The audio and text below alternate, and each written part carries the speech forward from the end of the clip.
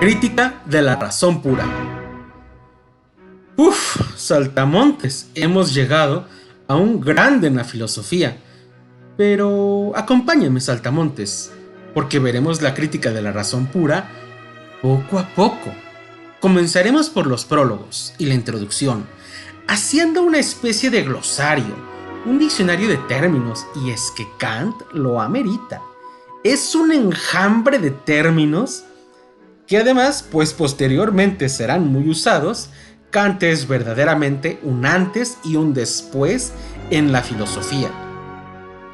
Nosotros utilizaremos algunos ejemplos intentando explicar gráficamente todo lo que Kant explicó de un modo árido y... ¿Aburrido?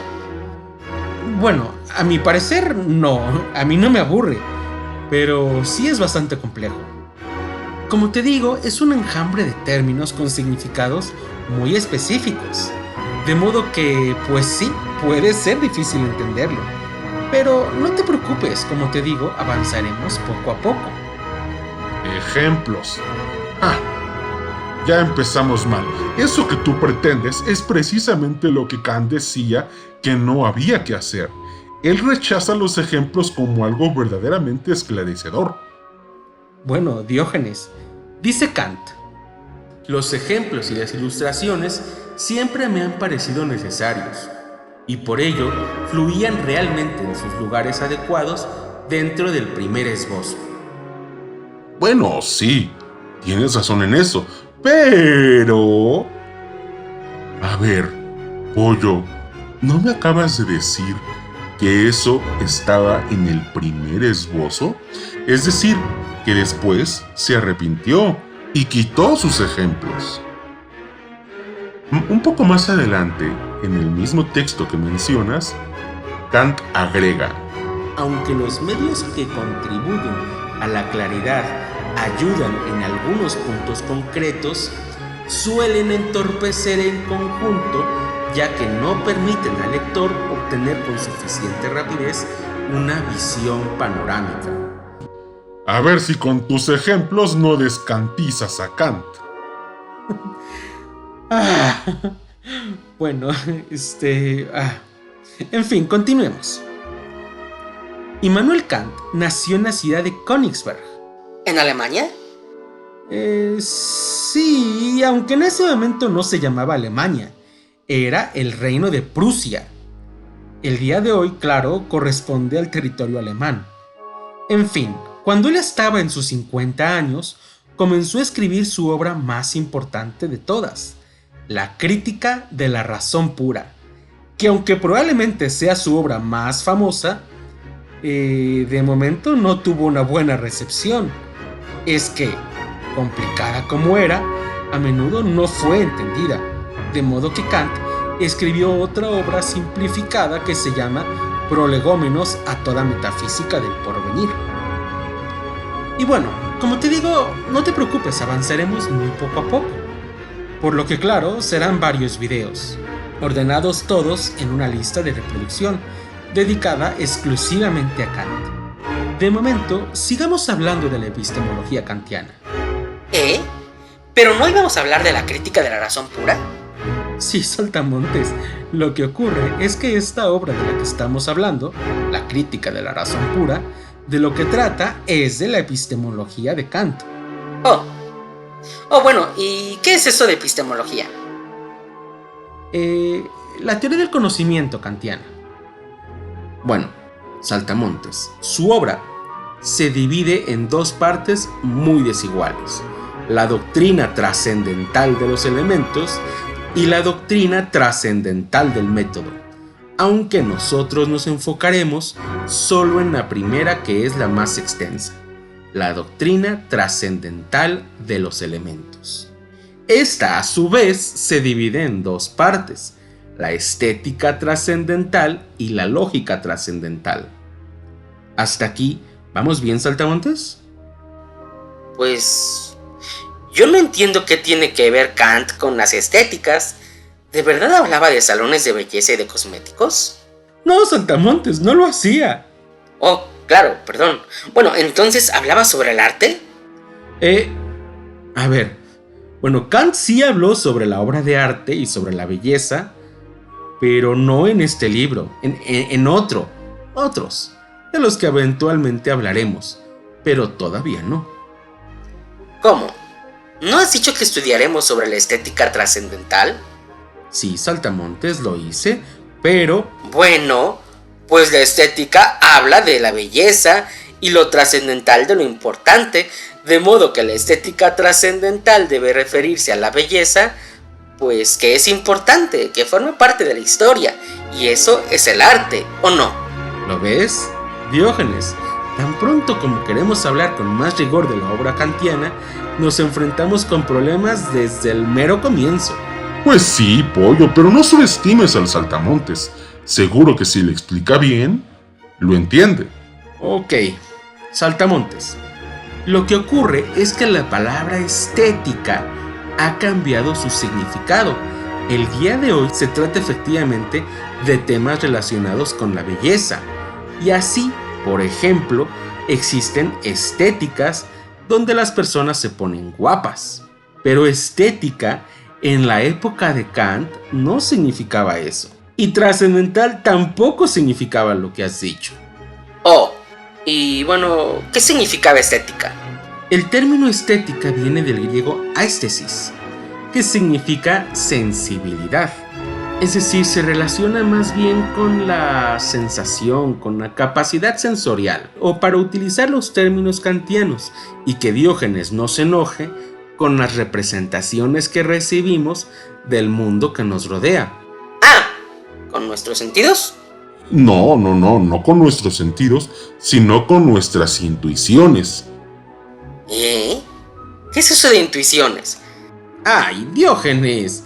Sí, Saltamontes, sí con los sentidos. Ocurre que Diógenes es demasiado purista con los términos, pero está bien decir que con los sentidos. No, si dicen que Kant es tan complicado, siquiera no se peleen, por favor. Vale, Saltamontes, vale. Yo he dicho que sí con los sentidos y Diógenes ha dicho que no. Ocurre que intuiciones, que es la palabra que dijo Diógenes, es un término un poco más general. ¿Y es el que utiliza Kant? En efecto. ¿Entonces no habla de los sentidos? A ver, las intuiciones sensibles son las representaciones que recibimos gracias a nuestra sensibilidad. ¿Eh? Bueno, Pollo, está bien ya, con los sentidos. Las intuiciones son las diferentes representaciones que podemos tener de nuestro entorno. Representaciones visuales, auditivas, olfativas, en fin, los diferentes datos sensoriales. ¿Vale? Vale. Pero bueno, pequeños saltamontes, entonces, regresando a nuestra introducción, te decía que la doctrina trascendental de los elementos se divide en estética trascendental y en lógica trascendental. La primera parte se refiere a nuestra capacidad para recibir las representaciones sensibles, que son las intuiciones. ¿Los sentidos? Diógenes, dale chance, está bien los sentidos. Vale, es cierto que el término intuiciones se refiere a mucho más, que es más general, lo sé. Pero bueno, considera que apenas estamos empezando, ya después lo corregiremos. Pero es que el concepto de intuiciones no se refiere solamente a los sentidos, no solo a los datos sensoriales, sino también a aquello que los posibilita, y que propiamente nada tiene que ver con los 5 sentidos. Pero bueno, está bien, puesto que estamos empezando, digamos que sí, los sentidos, aunque luego deberemos corregirlo. Oh, muy bien, Diógenes, me parece perfecto. Bueno, y respecto de la palabra trascendental, ¿dices que no significaba importante? En efecto, saltamontes, no significaba eso. Aunque yo creo que eso te lo diré un poco más al rato, hacia el final del video. Por lo pronto, la lógica trascendental. Ah, pues debe ser todo lo que vimos en la materia de lógica, en la que utilizábamos letras para representar juicios y sacábamos las tablas de verdad. Y bueno, todo lo que estudiamos con el maestro Drácula. No, Saltamontes, tampoco. Lo que estudiaste con Drácula y conmigo en el curso de lógica efectivamente es lógica. Pero pues es que no es eso a lo que se refiere Kant. Primeramente, la lógica simbólica en la que pues estudian las tablas de verdad, las reglas de inferencia, no existía en tiempos de Kant. Él se basa más en la lógica de Aristóteles. Y por otro lado, a lo que se refiere de forma general es a, una vez que hemos recibido la información proveniente de los sentidos... ¿Las intuiciones? Sí, las intuiciones. Pues bien, una vez que las tenemos, ¿cómo procesamos esta información? ¿Cómo pensamos? ¿Cómo conocemos? Eventualmente, después de una serie de síntesis, formaremos los conceptos. ¿Eh?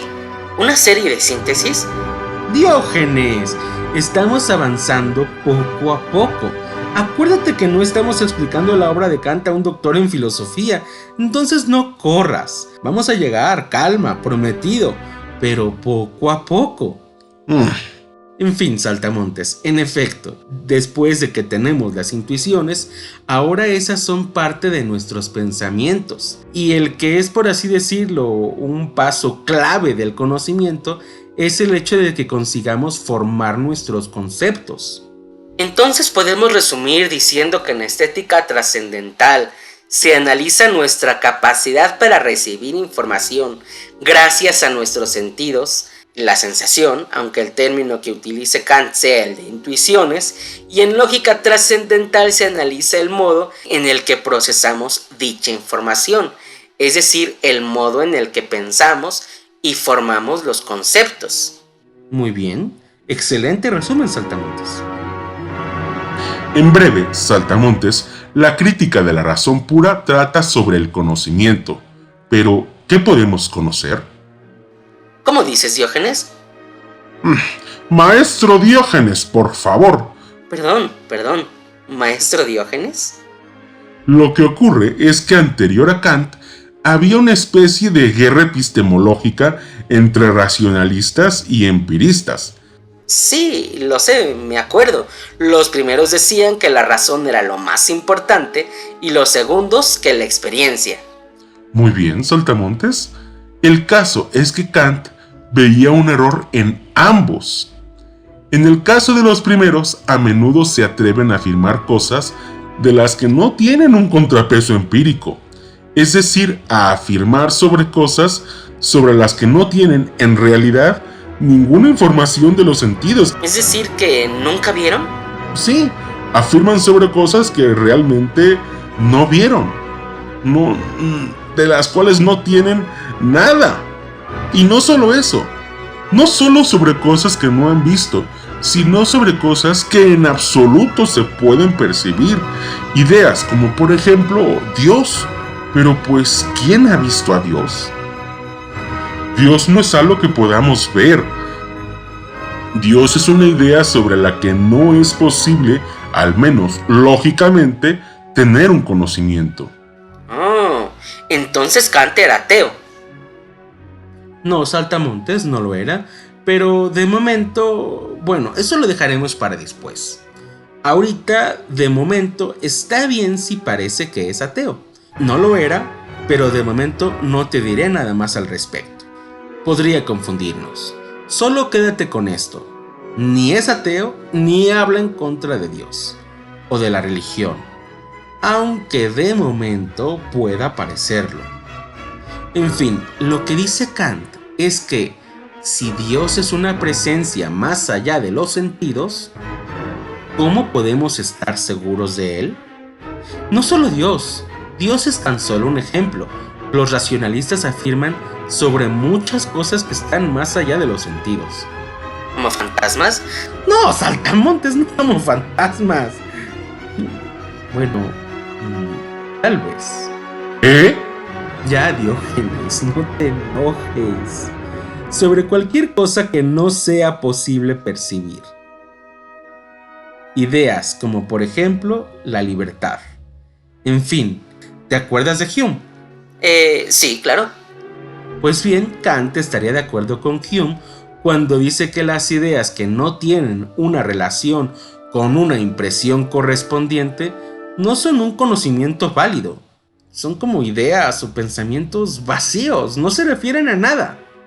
El error racionalista es entonces que son dogmáticos. Acaban afirmando en un estilo que podemos resumir con decir sí porque sí, porque Dios existe y no me engañaría, dice Descartes, y al final toda la supuesta duda que tenía pues es falsa.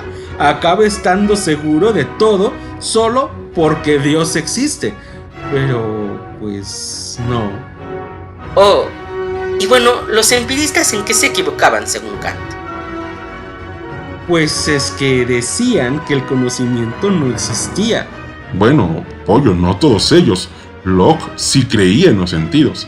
Sí lo hacía, pero bueno, el empirismo en el que está pensando Kant es sobre todo el de Hume. Y él pues sí llegaba a la conclusión de que el conocimiento no existía.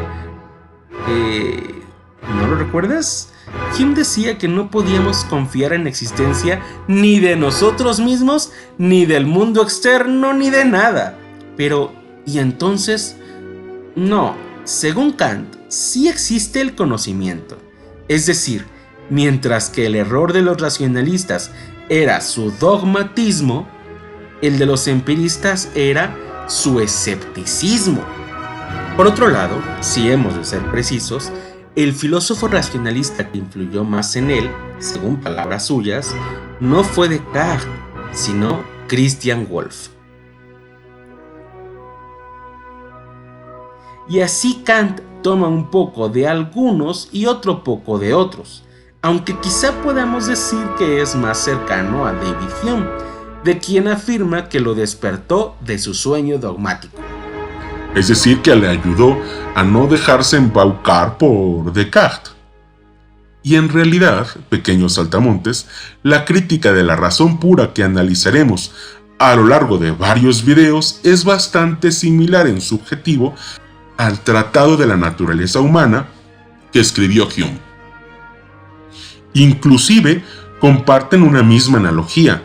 Ambos ponen al conocimiento humano en el banquillo de los acusados y le hacen un juicio. Y es que a menudo los seres humanos creemos que podemos conocer muchas cosas que en realidad no podemos conocer. Exageramos nuestras propias capacidades. Y entonces tanto el objetivo de Kant como el de Hume es identificar cuáles son los límites del conocimiento. Hume llega a la conclusión de que no es posible en absoluto, y Kant no. Kant no es escéptico, pero por lo pronto, cuando menos, le quita a la metafísica la categoría de conocimiento que no solo tenía, sino que históricamente era, además, la reina en la filosofía, la ciencia primera. Recordarás, pequeños saltamontes, que la metafísica era considerada por Aristóteles como la ciencia primera. Pero, pues es que vuela demasiado alto y pierde todo contacto con las experiencias posibles. Y aquí vale la pena quizá mencionar a un tercer filósofo que, al igual que Kant y Hume, también tuvo la intención de limitar las excesivas pretensiones del conocimiento: Francis Bacon, del que hablaremos posteriormente. Y eso, dice Kant, es el deber de la filosofía: limitar las excesivas pretensiones del conocimiento. El deber de la filosofía consiste en eliminar la ilusión producida por un malentendido, aunque ello supusiera la pérdida de preciados y queridos errores, sean cuantos sean. De modo que ni modo, la metafísica está cancelada por no tener un contacto con la experiencia. Pero antes de empezar el tema de la estética trascendental, del que más hablaremos en el próximo video, tal vez valdría la pena hablar un poco de la introducción a la obra, y es que aquí nos explica un poco de los términos que usará durante toda ella. Algunos, porque otros los presenta, claro, en el desarrollo posterior de la obra. Es decir, que en los siguientes capítulos Kant sigue introduciendo conceptos nuevos para ayudarse a explicar sus ideas. Es que parece un diccionario, un tipo de glosario. Y así Kant dice, por ejemplo, por este concepto entiendo esta cosa, y por este otro, esta otra. Y lo hace muchas veces. Uy, parece difícil. Pues sí, aunque bueno, ya veremos otros filósofos que nos hacen extrañar a Kant. Ojalá que ellos definieran sus conceptos especificando a qué se refieren con cada uno de ellos. Pero bueno, todavía no estamos en ellos. ¿Es decir, Kant no es el más difícil? No, para nada. Kant es un juego de niños comparado con algunos otros. En fin, algunos de los conceptos más importantes son los que, como te digo, presenta en la introducción. Mira, Saltamontes, empecemos a leer. El subtítulo del primer parágrafo en la introducción se titula Distinción entre el conocimiento puro y el empírico. Y en la primera línea dice, no hay duda de que todo nuestro conocimiento comienza con la experiencia. ¿Igual a Hume? Sí, igual que Hume, pero dice también, pero aunque todo nuestro conocimiento comience con la experiencia, no por eso procede todo él de la experiencia. Claro, eso ya no es como Hume. Pues bien, Saltamontes, como puedes suponer, el empírico es el conocimiento que empieza con experiencia, y el puro, contrariamente, es aquel que en realidad no tiene nada que ver con experiencia. Oh. Por otro lado, Saltamontes, Kant utiliza también los términos a priori para referirse a aquello que se sabe con independencia de la experiencia, mientras que a posteriori es el conocimiento empírico, el que depende de la experiencia. Y así, por ejemplo, el conocimiento que podemos tener sobre el mundo que nos rodea claramente es empírico, es decir, lo conseguimos gracias a la información que recibimos de nuestros sentidos, mientras que las matemáticas son puras, o bien a priori, porque pues no dependen de la experiencia para llegar a las conclusiones matemáticas. ¿O qué experiencia podríamos tener de 2 más 2 es igual a 4? Claro que sí. Yo he estudiado matemáticas en la escuela y gracias a eso pues sé matemáticas. Si no me hubieran enseñado álgebra, pues no sabría y reprobaría todos los exámenes, de modo que sí depende de la experiencia. Muy bien, Saltamontes, aunque estaba hablando yo, me estás interrumpiendo. Perdón, Diógenes, continúa. Mira, Saltamontes, te he explicado que el conocimiento empírico también es llamado a posteriori, mientras que el conocimiento puro, que es el que no tiene nada que ver con la experiencia, también es llamado a priori. Aunque, para ser más precisos, el término a priori no es sinónimo del término puro. A priori es lo que no depende de la experiencia, mientras que el puro es el conocimiento que no tiene nada que ver con la experiencia.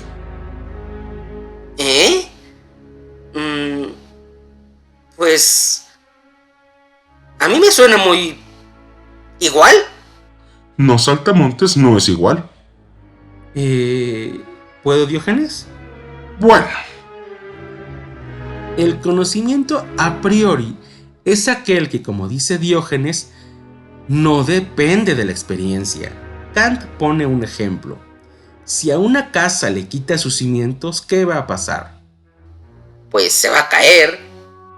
¿Y necesitarías comprobarlo? No, realmente no. Es decir, es un conocimiento que no necesita comprobación empírica. Lo sabes con independencia de la experiencia. Lo sabes por la mera razón. Pero aunque no necesites la experiencia para comprobar si la casa se va a caer o no, de cualquier manera hay un poco de experiencia involucrada. ¿Cuál? Pues debes haber conocido que todos los cuerpos tienen peso y por lo tanto se caen. Bueno, pero a veces flotan. ¿No, saltamontes? ¿Y una pluma? No, no. Aún en el caso de que floten, eventualmente se caen. Tal vez tarden más, pero todo cuerpo pesado que no tiene soporte se cae. Y todo cuerpo es pesado, mucho o poco. Y bueno, además, créeme que la casa no va a flotar. De modo que, en realidad, no necesitas comprobar el hecho con experiencia. Porque pues sabes que es un cuerpo, sabes que es pesado y que por lo tanto se va a caer. Como no necesitas entonces comprobarlo con experiencia, entonces es a priori, pero no un conocimiento puro, porque está, por así decirlo, sucio de experiencia, aunque sea poquita. Está sucio de la experiencia en la cual sabes que todos los cuerpos pesados se caen. Podemos decir, saltamontes, por ejemplo, que las matemáticas son puras y por supuesto a priori, mientras que en general los conocimientos de la física son igualmente a priori, pero no puros. El mismo Kant lo dice en el prólogo de la segunda edición. La matemática y la física son los dos conocimientos teóricos de la razón que deben determinar sus objetos a priori, la primera de forma enteramente pura y la segunda de forma al menos parcialmente pura. Para. Pero entonces la física es pura, al menos parcialmente. Pues saltamontes, parcialmente pura es lo mismo que parcialmente impura, ¿no te parece? Y si es un poquito impura, es impura. Es decir, la física es a priori, pero no pura. Pero Kant dijo... Sí, saltamontes, claro, lo hizo. Parcialmente, no lo olvides. El caso es que del conocimiento que tenemos, podemos tener mayor o menor relación con experiencia. Y será pura de forma absoluta solo si no se tiene ningún referente empírico. Pero, como le decía el maestro Diógenes, yo aprendí matemáticas en la escuela. Entonces, pues, ¿por qué son a priori? Si hay experiencia, nos enseñan y aprendemos matemáticas. Ok, saltamontes, mira, las matemáticas son a priori porque... Mira bien este triángulo, ¿cuántos lados tiene? Pues... ¿3? Pregunta tan rara. Y si yo te dijera que aquí tengo junto a mí otro triángulo que tú no estás viendo, ¿cuántos lados tiene? Pues 3 también. Pero no lo estás viendo. Pues sí, pero no importa. Todos los triángulos tienen 3 lados. Entonces dime, ¿necesitaste la experiencia para conseguir ese conocimiento? Y bueno, en efecto, tú aprendiste matemáticas en la escuela y puedes responder un examen, porque pues tuviste la experiencia de tomar clases. Pero, mira, comparemos las materias que has llevado. Biología, esa estudia los seres vivos, es decir, algo que puedes ver. La química también. Tú puedes ver la combustión y transformación de los elementos. O la física. Tú puedes ver el movimiento de los cuerpos y medir su velocidad, temperatura, etc. En cambio, ¿cuál es el objeto de estudio de las matemáticas? Pues... ¿los números? Muy bien. ¿Y puedes verlos? Sí, claro. No, saltamontes. Tú ves, por ejemplo, manzanas y las puedes contar. 1, 2, 3, 4, 5, etc. Pero no ves números, ves manzanas. Ves cosas. Los números son, como te digo, abstracciones. Y resulta que puedes hacer operaciones tanto sencillas como complejas con esas abstracciones. Bueno, Pollo, espera, en la filosofía de las matemáticas...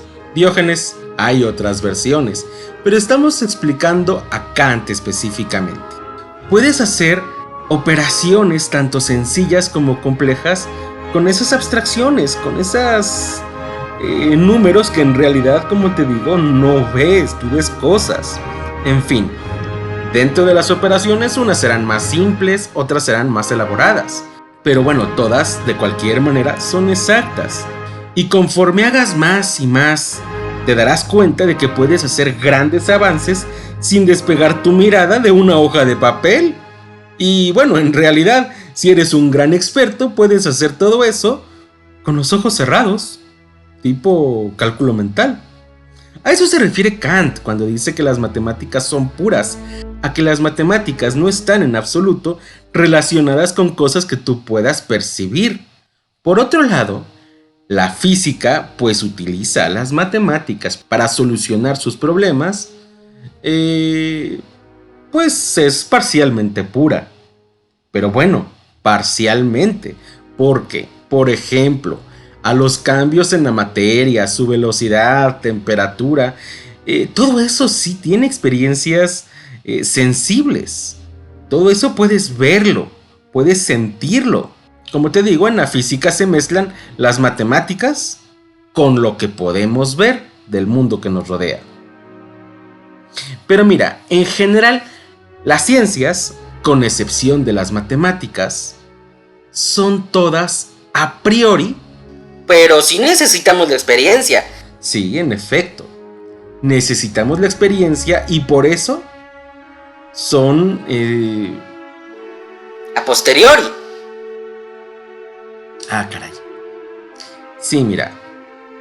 Mira, vamos a seguir hablando de la ciencia en Kant, pero de momento aquí vamos a parar, aunque el tema no haya terminado. Esto es muy importante decirlo. No ha terminado el tema.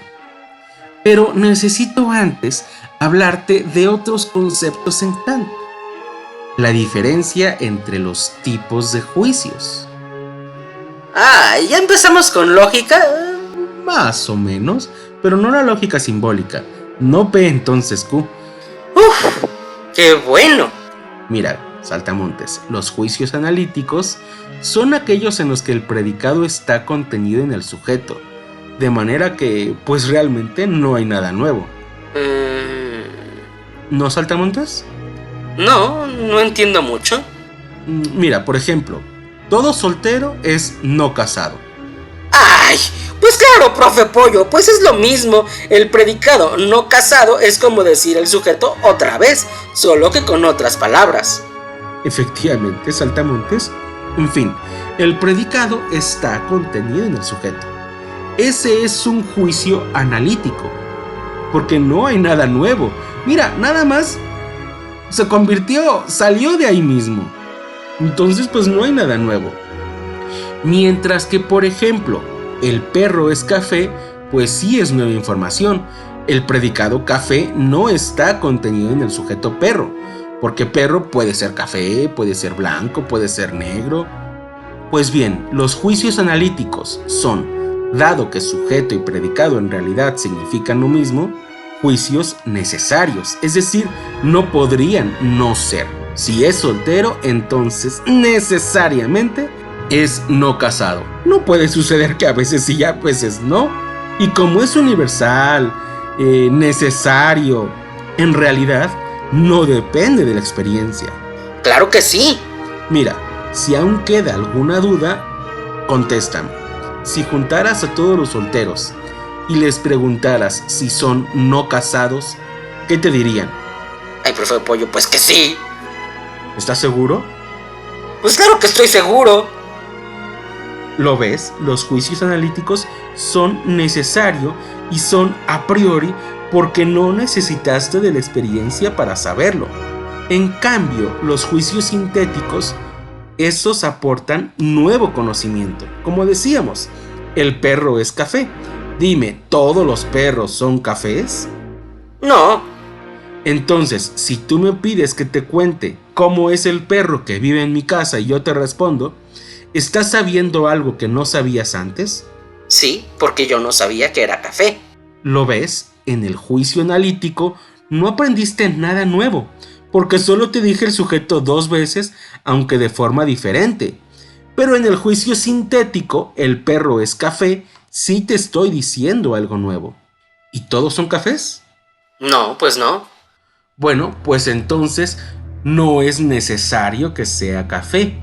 Si tú me preguntas es porque podría ser, vaya, no lo sé, café, negro, blanco, gris. Entonces puede ser de un color, pero puede ser de otro. y al hecho de que pueda ser de una forma o pueda ser de otra, se le llama contingente. ¡Oh! Eso también lo vimos en clase de lógica con Drácula. Pero ¿no decías que la lógica simbólica no era parte de la lógica kantiana? Sí, lo decía. Bueno, las tablas de verdad no lo son. No tienen nada que ver con Kant. Pero la palabra contingente, esa sí. Y bueno, ahora sí ya queda solamente un término que quiero explicarte en este video. Y ya en otra ocasión comenzaremos con la primera parte del libro. ¿La estética trascendental? Sí. De momento solo hemos hablado sobre los prólogos de las 2 ediciones que hubo de la obra y también hablamos de la introducción. Muy bien. Y entonces, ¿cuál es el concepto que todavía me quieres explicar? Trascendental, que como te digo, no significa importante. Y bueno, por lo pronto es un término que utiliza mucho. Ya lo ves, habla de la doctrina trascendental del método, de la doctrina trascendental de los elementos, de la estética trascendental, de la lógica trascendental. Como ves, la utiliza mucho esa palabra. ¿Pero qué significa? Llamo trascendental a todo conocimiento que se ocupa no tanto de los objetos cuanto de nuestro modo de conocerlos.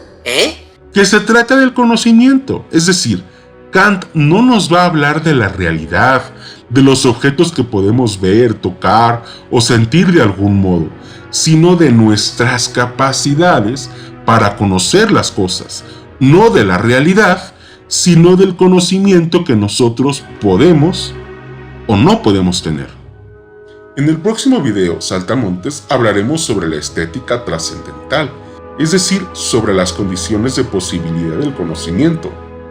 Ay, no entiendo. ¿Cómo? ¿Sobre qué cosas tienen que pasar en nosotros para que podamos conocer? ¿Estudiar? No. Bueno, aunque como te digo, hablaremos en el próximo video, te puedo adelantar esto con una pregunta. Si no tuviéramos ojos, ¿podríamos ver? No. Pues bueno, igualmente hay muchas cosas que suceden en nosotros o que somos nosotros gracias a las cuales podemos conocer. ¿Qué cosas? Pues eso, pequeños saltamontes, es precisamente de lo que hablaremos en el próximo video. Espera, Pollo. Pero tú me comentabas que en el próximo video no nos iba a dar tiempo de hablar de Kant. No, bueno, en el próximo video en el que hablemos de Kant, hablaremos de la estética trascendental. El siguiente parece ser que va a ser Emmeline Pankhurst.